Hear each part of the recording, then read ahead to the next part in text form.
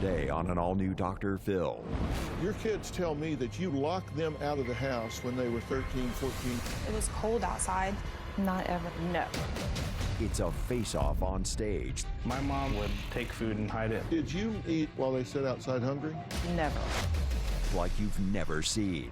I did not have my mother in my life. Your daughter, she's living out of a duffel bag. I wanted to be there. If she's being honest, step forward. If she's feeding you a bunch of bull, step back.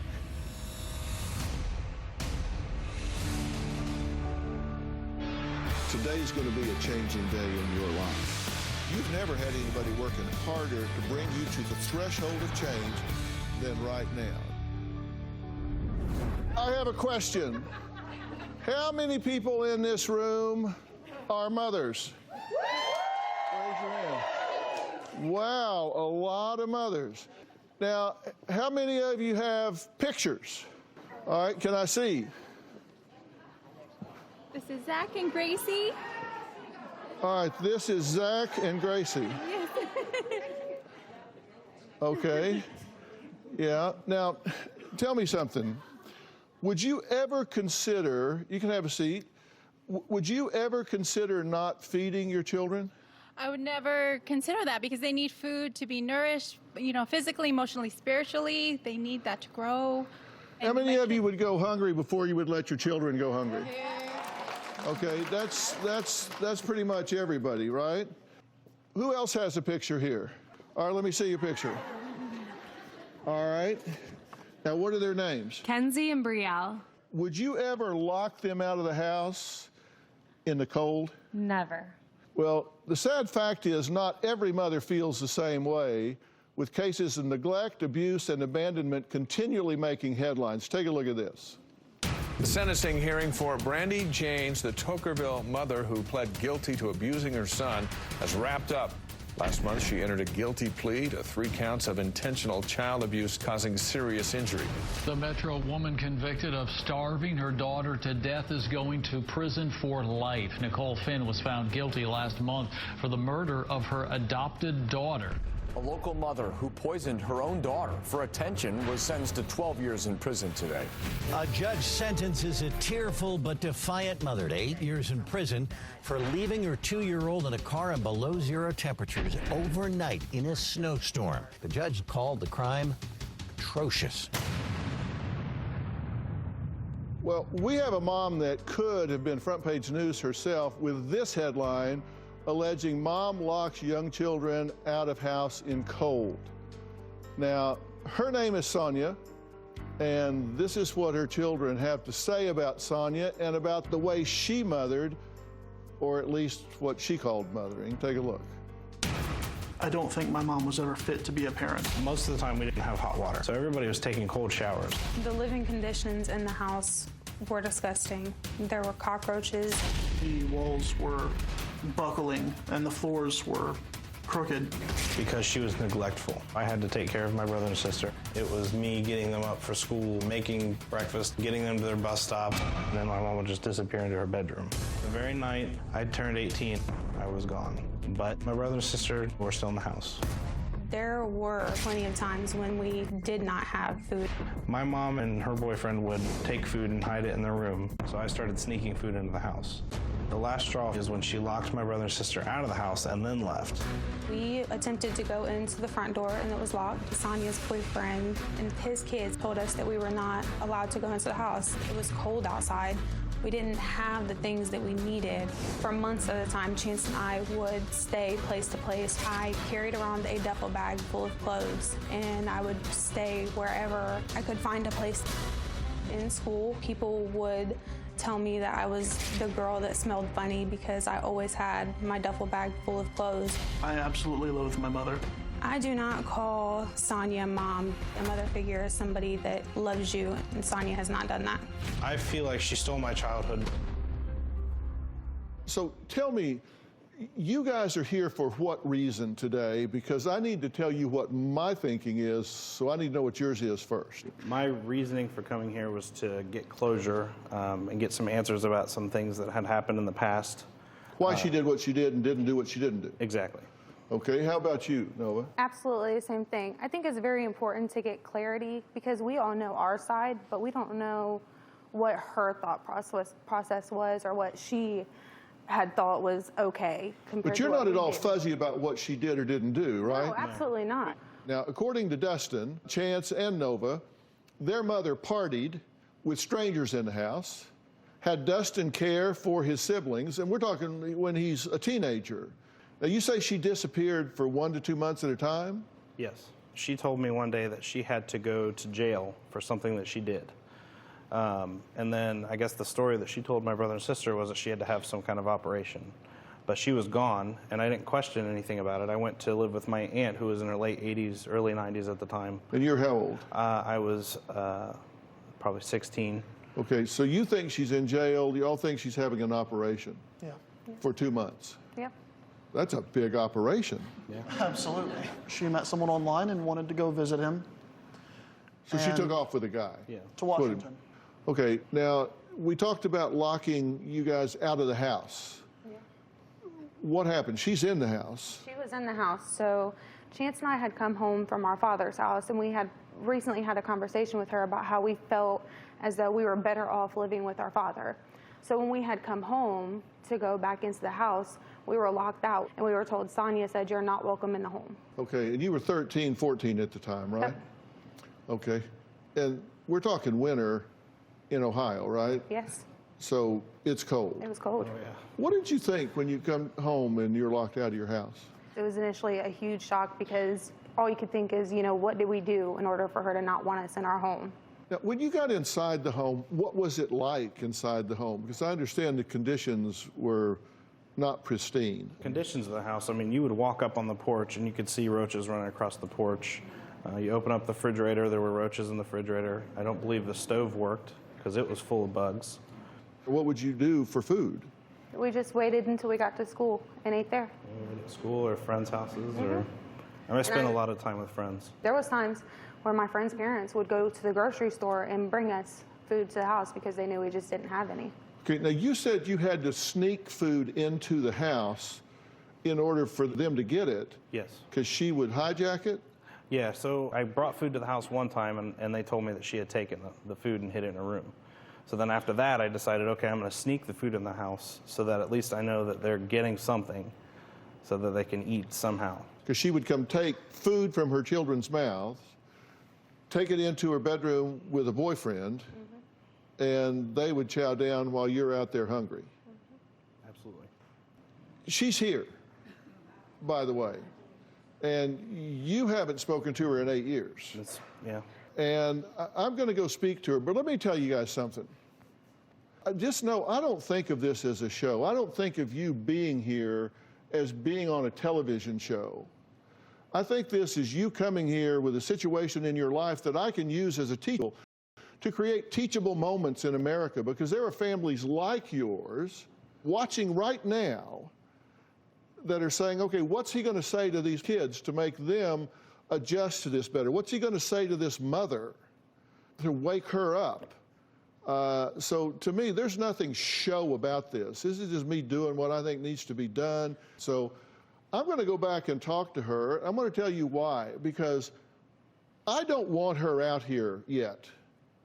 Because to be honest with you, she, in my opinion, based on all the research that I've done, and I've been through like a 250-page notebook about this situation, and she needs to earn the right to sit with these children. She needs to earn the right to sit with these children. So the next thing that's going to happen is I'm going to go backstage and talk to Sonya and find out what she really says happened 8 years ago when her children claimed she packed up, took off, and just left them behind. You come here, you better be prepared to tell me the truth or do not come here. Either tell me the truth or stay your ass home, one of the two. We'll be right back.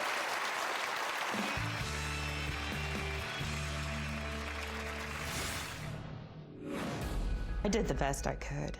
They had food all the time. I did provide for my children. Nova had mentioned not being able to get into the house. I didn't know that was going on.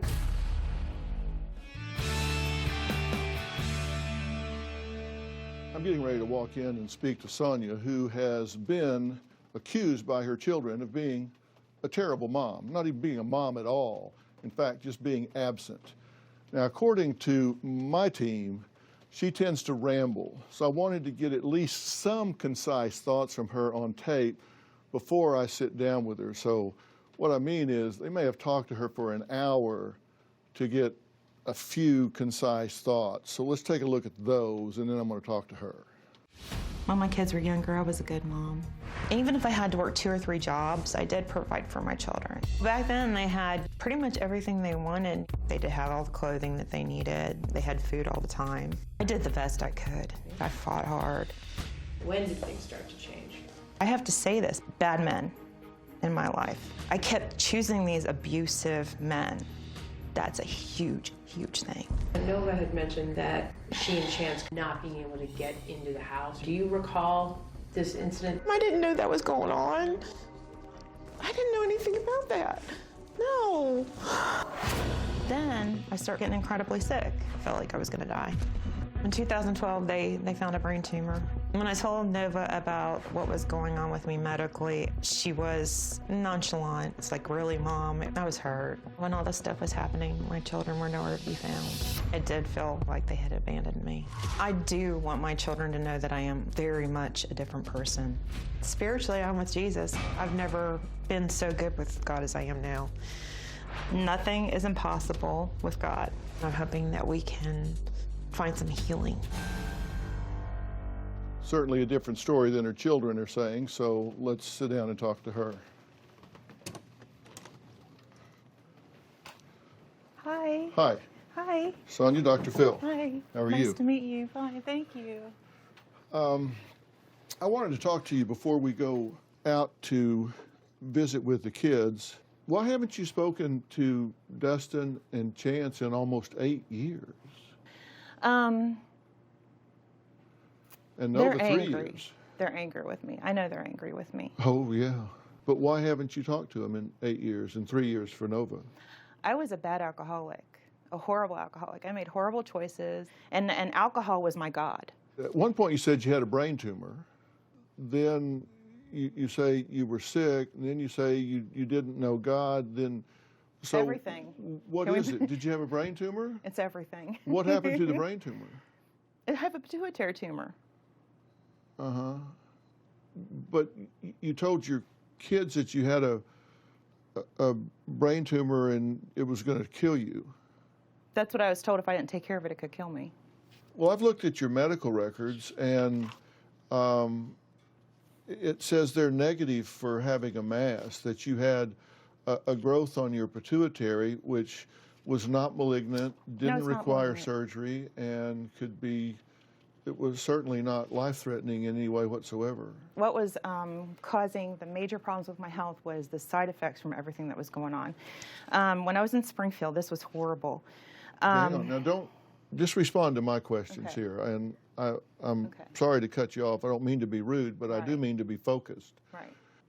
Your kids tell me that you locked them out of the house when they were 13, 14 years of age. No. In the cold, in Ohio, locked them out of the house, told them they were not welcome there. Not ever. I would have never done That that if to they my got children. inside the house, that it was overrun with cockroaches, there was no food, and if there was food, you would take the food into your bedroom with your boyfriend and eat it while they sat outside the door roaches got hungry. terrible. Did you take food in your bedroom with your boyfriend and eat it while they sat outside hungry? Never. Not Because while they were say hungry. you did. No. No. What do you mean not while they were hungry? No. I would eat in my bedroom, but they would be eating too. No. We would all be eating at the same time. So they're lying about that. I don't see why they wouldn't have been eating. I mean, why wouldn't they have been eating? Well, you're their mother, you tell me.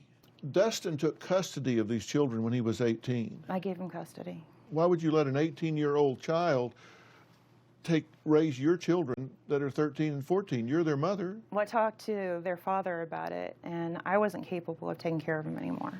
I've been through your whole history here, your whole medical history, and all the things. You said you've had 8 strokes. The evidence is that you've had 3 events that could be considered neurological disruption.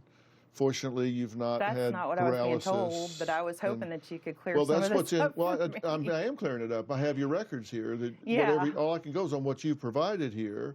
My specialty when I practiced in clinical psychology, my focus was on brain and central nervous system. So I'm very conversant about this. And there's nothing here that suggests that you were rendered to a point where you didn't know right or wrong. I did horribly bad things, and I know that. You know, I'm not in denial of that, and I've tried to apologize to the kids, and, you know, But I don't know you everything really, I do did. you really try to apologize, or do you try to deflect, and I don't remember? A lot of and it I don't remember. You And why don't why ever don't I really remember a lot of own this stuff? it Why don't is the problem. Why don't I remember a lot of this stuff? That's what I want to know. You do remember leaving for a couple of months, right, and going to Washington? Washington. When did I do that? Where did I go? You tell me. You told one of your children that you were going to jail. You told the other two that you were having an operation. I did go to jail for a while, but For what? it was a driving citation. Well, Noah says after they were locked out of the house that you moved away and didn't tell anyone where you were going. You're talking about when I went to the shelter, or She had to live out of a duffel bag. You moved, left no forwarding address, children behind, and she's having to live out of a duffel bag. No, I had to go. I went to their school and told them. I mean, the school could even tell you. So, I mean, as far as you're talking about with that, I have no idea what we're talking about. Well, they seem very clear that that there Yeah. were times growing up that you just disappeared. I probably did. I was a really bad drinker. So yeah, I probably did. And so you just went to a shelter? I was in a homeless shelter for almost 9 months. Okay, and where were your Yeah. children? They were with Dustin, and they went with their dad. So I thought it was safer than the shelter because I'd heard Well, they're a all lot saying, of bad no, things no, about no, it. no, no, that did not happen. That's not what happened. That's not what I was told. Well, what do you mean what you were told? You were there. See, this is the reason we're here and not out there right now, Okay. because you're either going to be straight up honest Yeah, I am. with these kids, That's or you're just going to be slapping them in the face again. They want you to own what you have to own. I don't want you to agree to anything that isn't true, but they want you to own what you have to own. Well, I want to own what I have to own. Do you want them back in your life? Yes, and I want to own what I have to own. And that's part of not just, rectifying myself with them, it's part of rectifying myself with God. I want to own everything I have to own, and I've been trying to do that for years. But the problem is that some of this stuff, I don't even know what you're talking about. That's the problem, Dr. Phil. Okay, look, I'm going to give you another opportunity to tell the truth. We're going to have a bit of a face-off right after the break.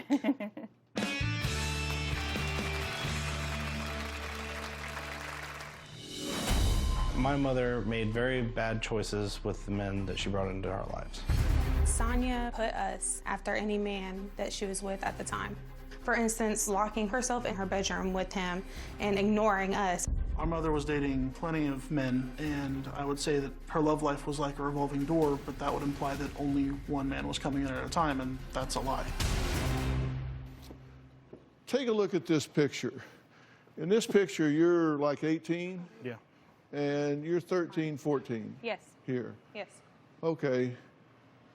Tell me what your life is like at this point. Here, even though we look as though it wasn't, it was hard. It was hard to be children and be encountering the things that we were encountering. I mean,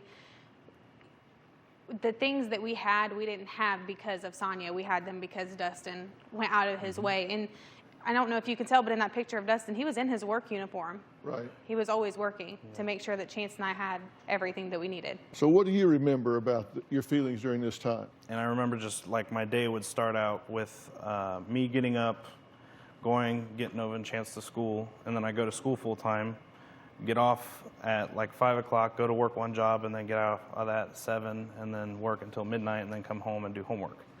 At that time, I was angry, very angry, because I should have, I had Pell Grants and I had scholarships for my grades. I did very well in school, and I should have had a free ride through college, and I had to take out all the loans I possibly could to help pay the bills and get them beds and clothes, and I was just angry. So what do you think about what you just heard me talking to her about? I think it's amazing you managed to get her to say anything bad about herself. A lot of this stuff she was saying, gee, I didn't know, that didn't happen, all of this. You're not buying that. No. It's very Absolutely convenient not. to forget that Well, the much funny- about what you did wrong. The funny thing is that she always told us she didn't know because of the brain tumor, and now that we know that there's no brain tumor, really hard to figure out what's the truth.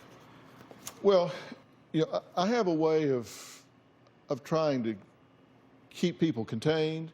And when she started going through all of this, well, I don't know, my mind was out here. That's why I said, is there any time you didn't know the difference between right and wrong? She has trouble evading that, right? Yeah.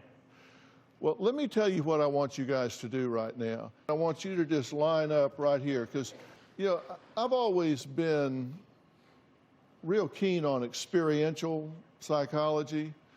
And so I want her to have some real feedback. Come on out, Sonya, you're right there. Come on out.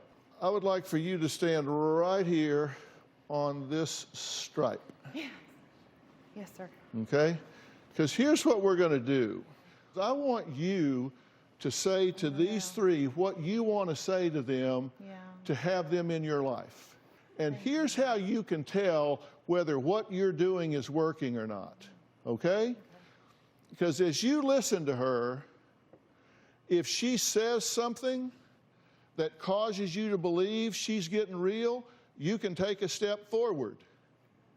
If she says something that makes you think she's being honest and you want to close that gap, you can take another step forward. If she's feeding you a bunch of bull and you don't believe it, then I left plenty of room for you to start taking a step back. Okay?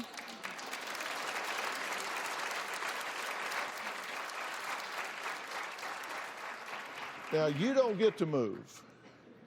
You want them in your life. Yes. They think you abandoned them, abused them, neglected them, and put them last and yourself first. So what do you have to say to make them want to close this gap? I did not have my mother in my life. Do you know how important that is? I wanted to be there. Why weren't you? The times that you weren't there, she's living out of a duffel bag with one change of clothes. Oh my God.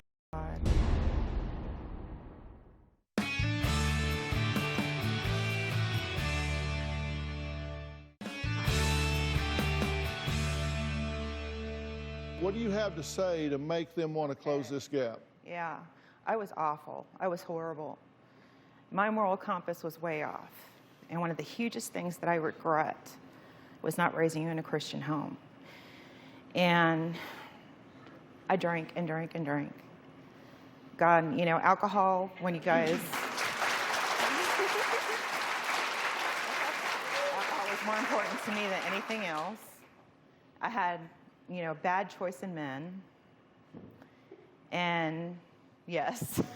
I agree with that one, buddy. To this day, I don't fully understand why I was like that, but I regret it more than anything, you know. Let me ask you a question. When I started getting a hold of my aunts, your aunts, why did you tell them that we were bad children? And the reason why we didn't talk to you is because we were just bad people. Because I have several messages that the Dr. Phil show has of you saying such things to me. I probably did, but I'm just like... Why?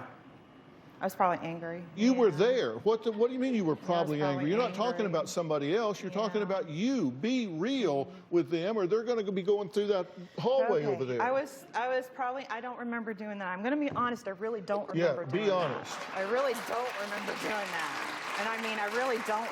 I know I did, because you have it. You have it. It's there. Yeah, we do. Yeah, so I don't have any memory of it. I know that I felt abandoned because for so many years you guys were gone, and I went through a lot of stuff. You say that you felt abandoned. You realize that there were years that me as a female, I did not have my mother in my life. Do you know how important that is? I wanted to be there. Why weren't you? You don't understand. I wanted to be there. What Nova's talking about here is the times that you weren't there. She's living out of a duffel bag with one change of clothes. Oh my God.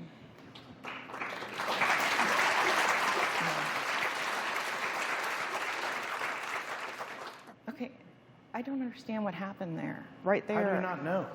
She went to school and people called her the girl that smelled funny because she lived out of a duffel bag and everything she owned was in that bag. I told you guys that we moved to Springmont. No.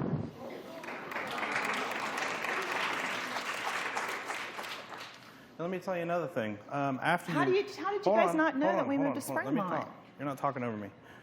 Sorry. Our entire lives have been paying for your mistakes.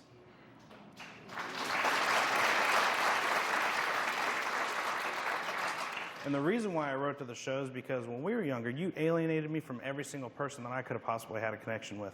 My dad was dead, supposedly. I didn't have contact with our aunts or anybody. I didn't know anybody else existed. I thought that their dad was my dad, and you kept me from going over there because all of a sudden I had a different dad who was dead. When you were left, I was by myself. Where did you go when you left for several months?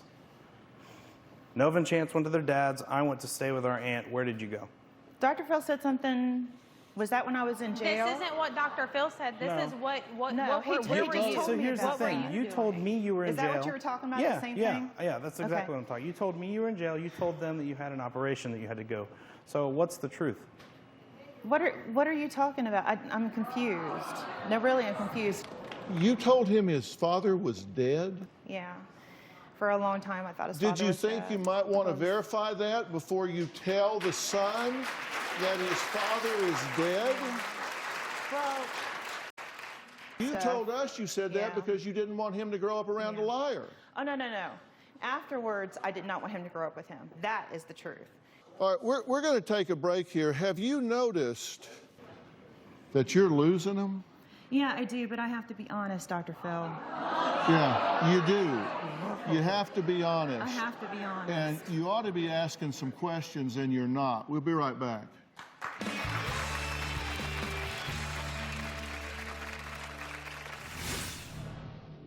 Not only have you done what you have done in their lives, violate their self-esteem, abandon them in, not only have you done that to them then, you are doing it again today.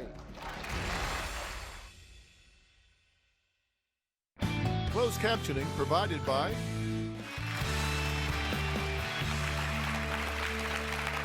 my advice to you is you ought to be asking these people questions about what do you need to hear from me in order for us to build a bridge to having a relationship. Because not only have you done what you have done in their lives, which is to violate their self-esteem, violate their self-worth, abandon them in their lives, leave them twisting in the wind, wondering, why am I not good enough for my own mother to be there and care enough for me? Not only have you done that to them then, you are doing it again today. So you are invalidating them again today by saying, this isn't true. You weren't cold in the winter in Ohio with the door locked. That's just not right. I don't remember that. Well, because you don't remember, let me tell you, they remember it standing in the cold. I'll guarantee you they remember it standing in the cold. He remembers working 2 and 3 jobs and feeding your children because you weren't. What you ought to be doing is asking that young man right there, what do I have to do to earn the right to be in your life in some way? Are you curious at all about that? Yes. Can I say it in my own words? You say anything you want, because you're running out of time, because in just a minute I'm getting ready to excuse you and start talking to them about what they have to do to accept the fact that you are an environmental non-event.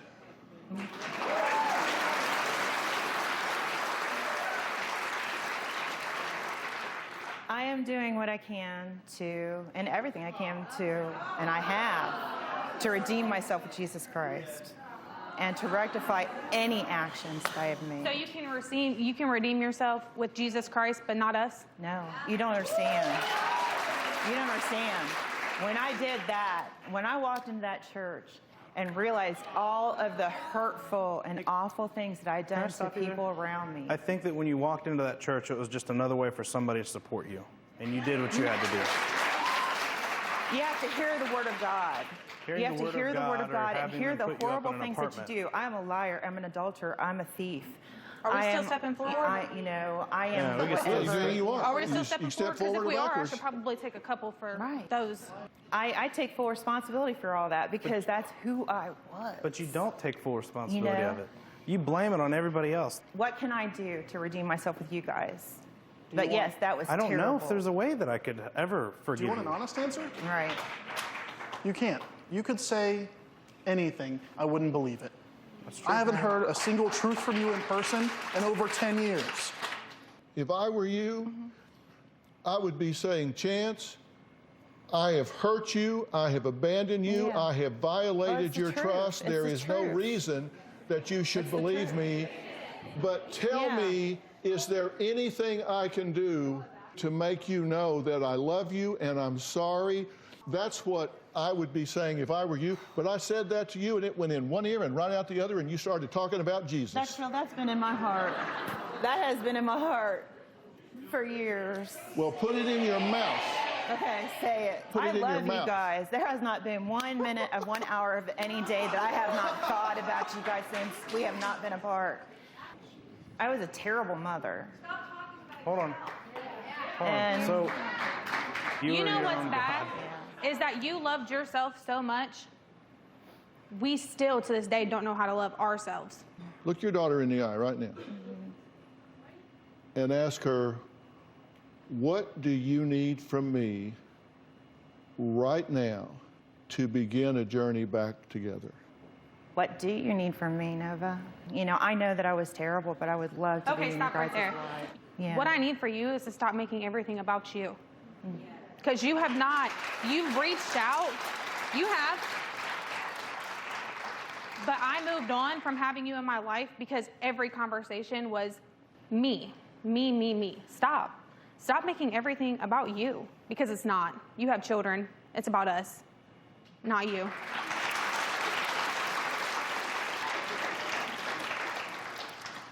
So what can I do, Dustin? You know, I love you guys and I'm trying. I honestly don't know if there's anything that I can do to let you into my life, I'm so especially because sorry. I have a family. And I'm so sorry. I have a daughter, and I'm happy. You don't understand how angry I am at myself. See, the funny thing about facts is you don't have to believe them. They happened. I'm sorry, Chance. I love you guys. And I'm doing everything I can to say I'm so sorry for my behavior. I was awful. I was in no way, shape, or form fit to be a mother when I had you guys. You have a letter in your pocket. It's brief. Would you take it out and read it to her, please? Mom, over the years, you've missed almost every important thing that has to do with me. You've forgotten my birthday countless years, and only to mention it days later, you missed every single dance I ever had while I was in high school. You even missed my college graduation ceremony. Yeah, I couldn't go to your college because I think that we weren't talking. Please. Please, just this is a time to listen. I wonder what it would have been like to have called you and let you know about the fight that my best friend and I had got into that ruined our friendship. For days, I laid in my bed broken, wishing I had somebody around to hold me and remind me that not everyone is meant to stay in your life, and that someone was you. You missed a lot, Sonya, and you missed watching me grow into the woman that I am. Chance. To put things in perspective, it wouldn't be false to say that you don't even know who we are anymore. But that's okay. We have grown past you, or at least I have. And the right to call yourself our mother was slaughtered by your selfishness. Sonya, you have only the right to live with your life, knowing what you did to us for your own instant self-gratification. And that is only because I have no right to say whether you have a right to live.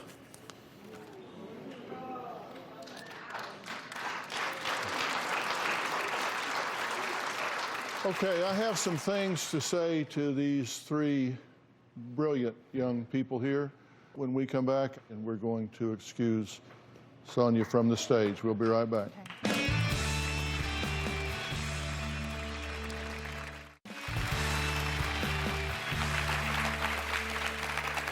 Let me say something to the three of you, and she is in the back row up here. I haven't sent her away. She's in the back row up here. Here's the problem.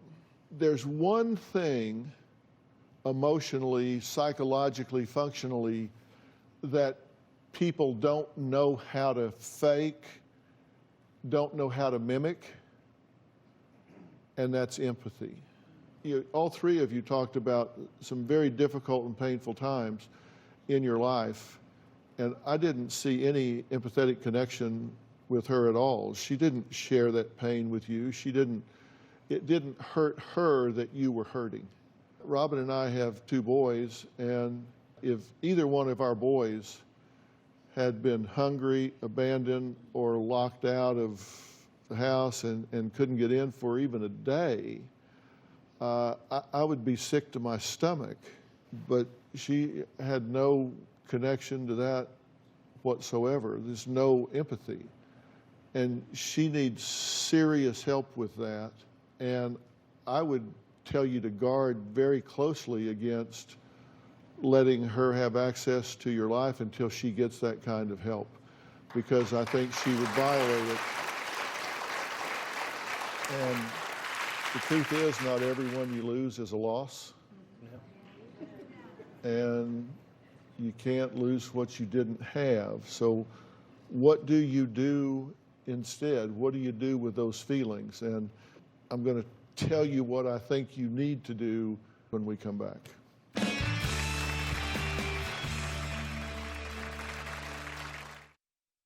Closed captioning provided by... People learn about themselves by watching what they do. You've watched what you did under pressure. When the pressure was on, you manned up, you stepped up, you filled the gap for these two. Thank you for that. I'm proud of you for doing. Thank you very much.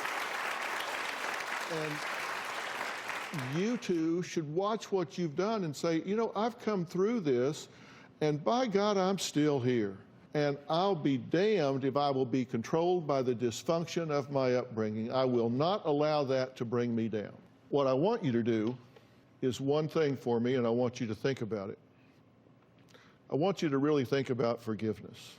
And if you harbor bitterness and anger and animosity towards someone, it colors your heart.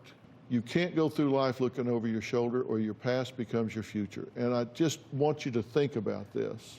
I'm going to have tips for forgiveness on my website, but let me tell you, it's not a feeling that washes over you in a wave. It is a choice. And, you know, Sonya, I'm going to get you some help. Thank you. And I really hope you will watch this show back. You know, I do a podcast now where I interview different people where I don't have to solve a particular problem. I just get to talk to interesting people about interesting things. And I'm actually talking to Kathy Bates, who is my favorite actor in the whole history of the world. And it's interesting, I didn't know this about her, but she was saying, I study the Dr. Phil show. I study it to do the roles that I do in my career, and I have for 20 years. In fact, here's what she said about that. For example, now I'm working on American Horror Story, and like I said, I'm notating my scripts.